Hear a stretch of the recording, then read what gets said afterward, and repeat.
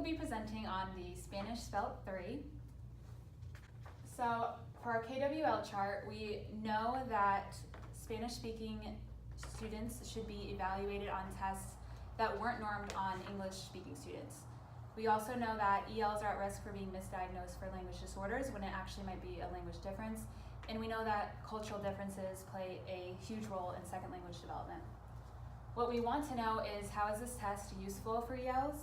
What are the domains of language that it measures? Are dialectal differences accounted for throughout the test? And how much research is there about this instrument? So we learned that the Hispanic population has increased 53.2% in the last decade. We learned that this test is a norm screening tool. We learned that this test, it does account for dialectal differences, and you can read about them in the manual, and that there's definitely room for more research about the legitimacy of this assessment. So we will be going through what the test measures, how to administer it, how to score it, how to analyze those results, the usefulness for ELs, and the evidence-based practice behind it. It measures morphological and syntactical structures, as well as pragmatics in Spanish-speaking children for ages 4 to 9-11. The purpose of it is that it's a norm screening tool, and it gives you general information about the student's proficiency level in Spanish, and whether or not they'll need further assessments to see if they have an underlying issue. In the past decade, the number of English learning students has increased 53.2%, while the general population has increased by only 8.5%. So there has not yet been an assessment that integrates the child's understanding of grammatical structures and pragmatic skills in Spanish. So this is the first one.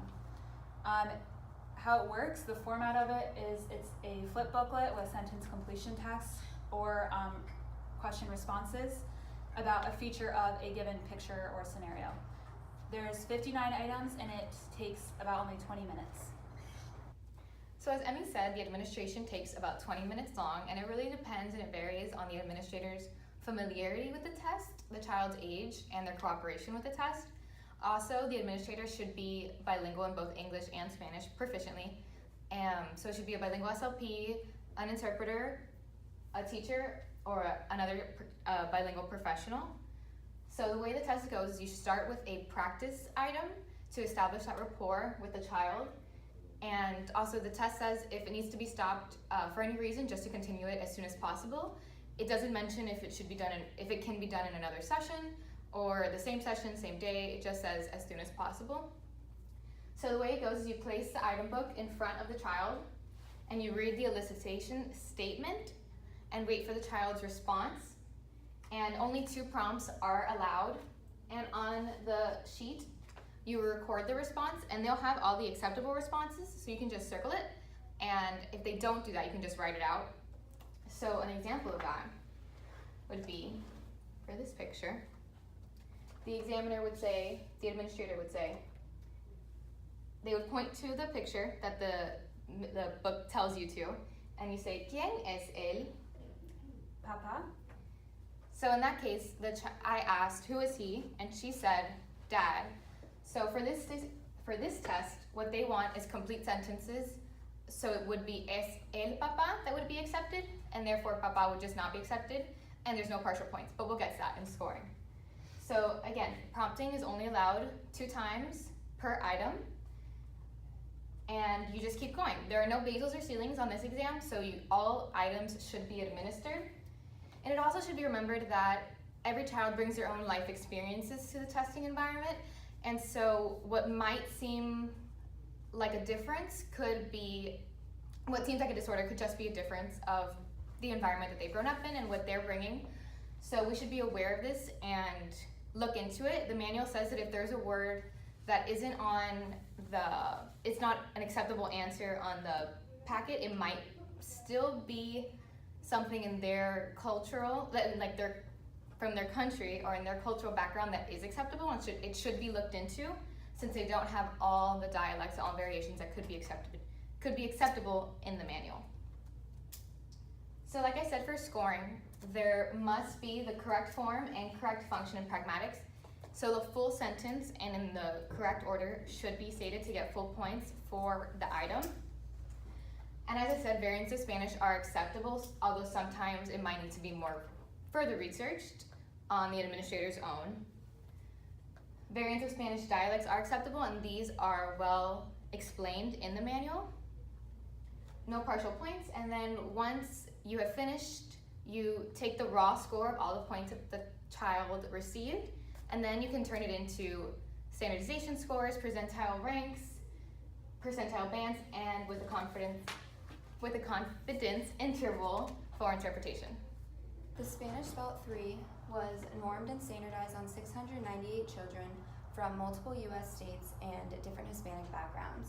So when we're analyzing the scores, we take the raw score and then convert it to a standard score and percentile rank, which is then compared to the averages amongst their peers. So there's a mean of 100 and a standard deviation of 15.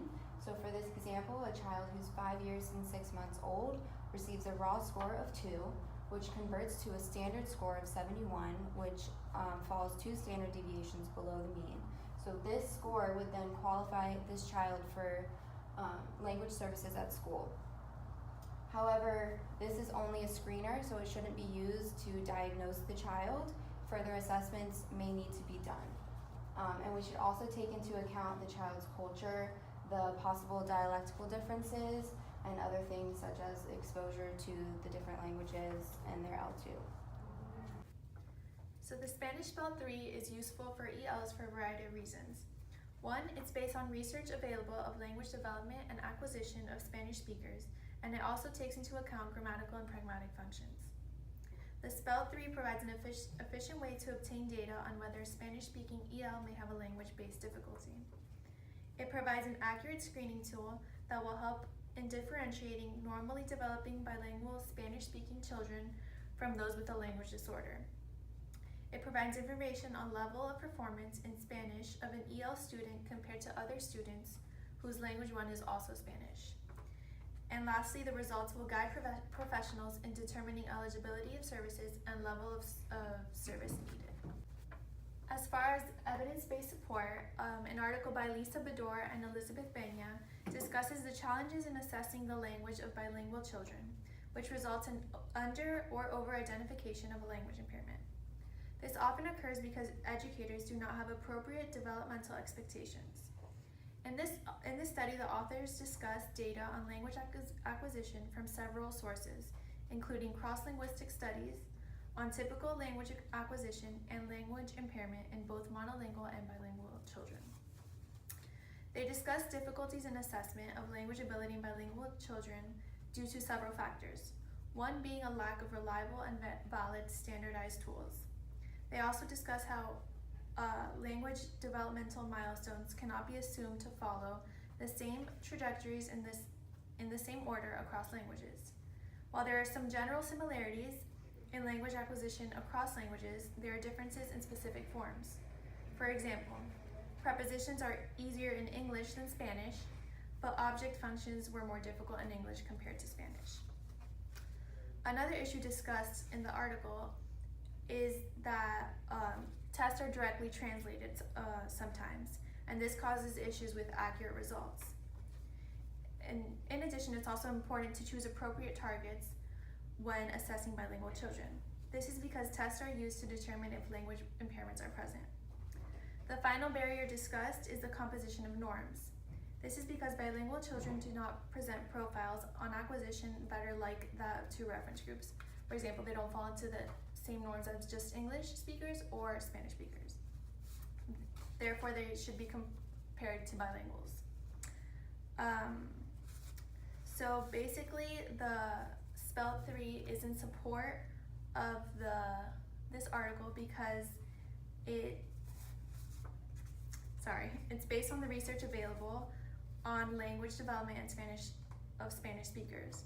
And it also provides information of the level of performance in Spanish of an EL compared to other students whose L1 is also Spanish. So it takes into account the language acquisition trajectory in Spanish, and it also compares the norms to other speakers whose L1 is also Spanish. In a second article written by Gutierrez-Clellan, the authors discusses syntactic skills of Spanish-speaking children with low school achievement.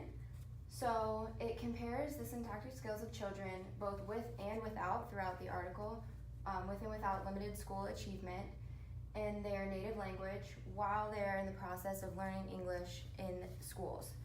So they're English learners in the school system. So through this article, there were 3 key points. They found that the syntactic complexity and adequacy is useful in capturing the individual differences in language performance in children at different levels of literacy achievement.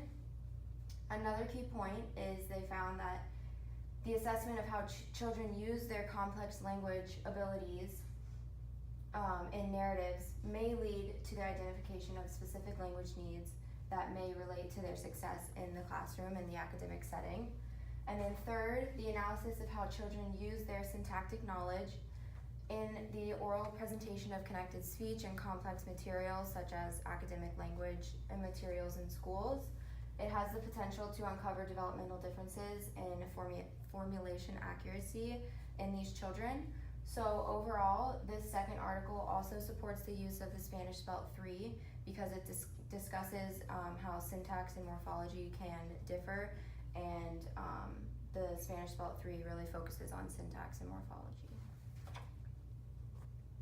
And here are our references.